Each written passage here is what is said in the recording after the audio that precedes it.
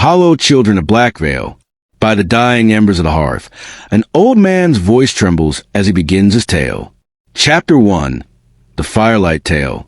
The wind howled outside the old farmhouse, rattling the shutters like skeletal fingers begging to be let in.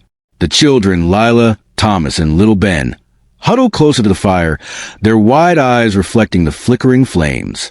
Grandfather Elias adjusted the woolen blanket over his knees, his gnarled hands shaking not from the cold, but from the memory he was about to dredge up. "You've asked me for a story," he rasped, "but not just any story. A true one, and the truest stories are the ones that leave scars." Asterisk.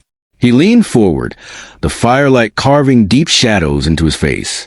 This happened long ago, in a forgotten town called Blackvale. Chapter 2. The Town That Whispered.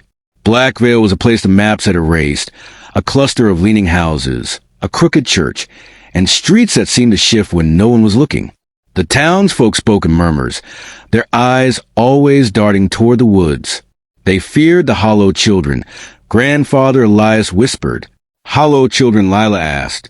"Aye, children who went into the woods and came back wrong."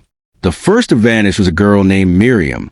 She had gone berry picking and returned 3 days later, her eyes black as tar, her smile too wide. She didn't speak. She didn't blink. And when her mother touched her, her skin was cold. Asterisk hollow star.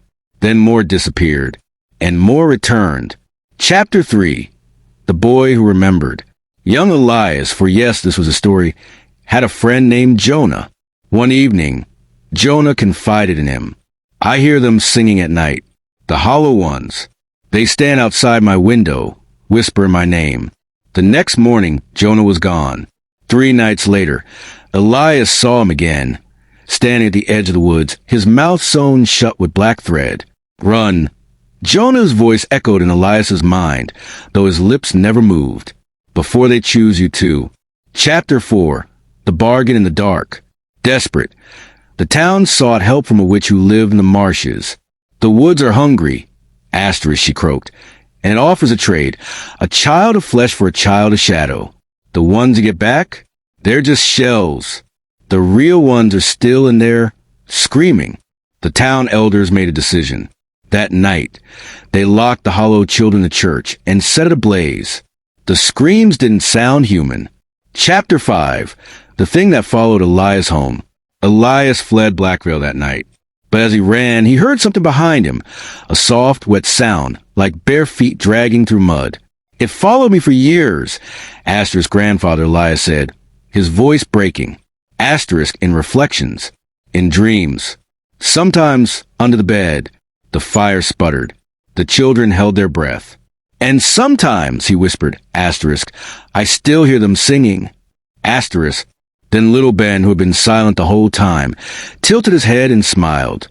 Too wide. "We've been waiting for you, Elias," he said in a voice that wasn't his own. Grandfather Elias's blood turned to ice, because the voice was Miriam's, and the fire went out.